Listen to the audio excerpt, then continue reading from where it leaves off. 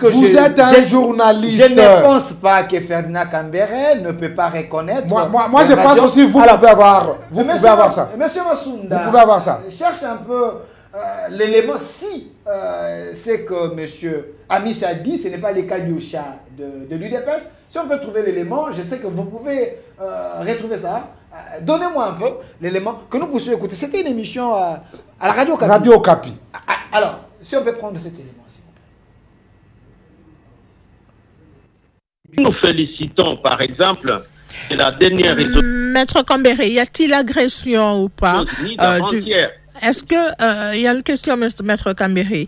Aujourd'hui, y a-t-il agression ou pas de la RDC par le Rwanda? Mais parce qu'ils sont en pourparlers depuis le Rwanda. Ça fait 3 ans qu'ils sont en pourparlers. Parce qu'il ne faut pas que l'agression soit que dans la bouche, lorsque Tshisekedi est devant la masse, devant la foule.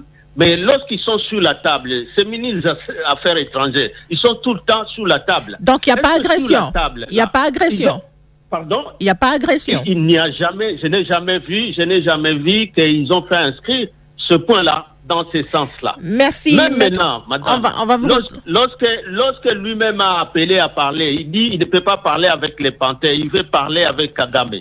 Alors que s'il se référait à la COP4 d'Addis Abeba, le Rwanda serait dans l'agression parce qu'il lui était déjà entraîné à aider. Mais lorsque l'Ouganda, le Rwanda revendique pour sa sécurité parce qu'il y a une présence des FDLR aux côtés des FARDC, à ce moment, c'est le régime ici qui efface tout ce qui pouvait nous donner comme argument de cette agression. On vous garde encore dans cette émission, Maître Ferdinand Kambere. Amissi Makutano, député national, président de la Ligue des jeunes de l'UDPS, parti membre de l'Union sacrée de la nation. Comment vous analysez cette sortie médiatique de Joseph Kabila qui pointe Félix Tshisekedi, qui attribue la crise actuelle à la mauvaise gouvernance de Félix Tshisekedi?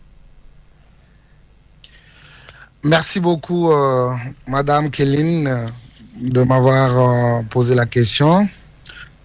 Je crois que vous comprendrez avec l'ensemble des auditeurs qui nous suivent à ce moment que votre invité Kambere a eu des difficultés à vous répondre par rapport aux questions posées.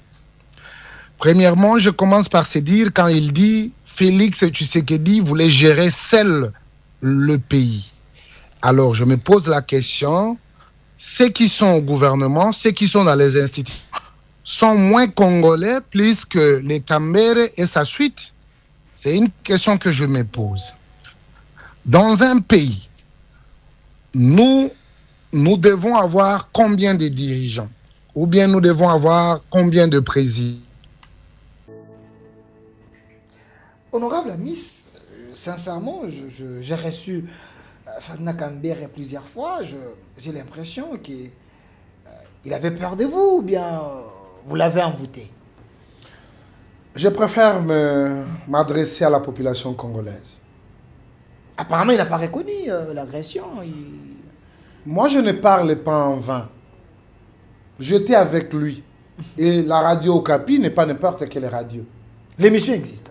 L'émission existe. Ces gens ici, avec leur discours, vous savez, il ne faut pas toujours accorder des opportunités aux journalistes qui vous tendent des micros. Si vous n'avez rien à parler, vaut mieux de vous taire. Mais Kambere, c'est un homme intelligent, un ancien ministre, un ancien député, un expert, un animal politique. Vous voyez la mythe de M. Kabila, comment lui-même, il a mis ça en pâture. Aujourd'hui, ça devient des spaghettis. Vous dites? La mythe de M. Kabila aujourd'hui, c'est de la spaghetti. Après avoir dénoncé, lui-même, il s'est dénoncé. Et il voulait revenir. C'était déjà trop tard aux âmes sensibles de comprendre le rôle que ces gens jouent. Non, quand Obem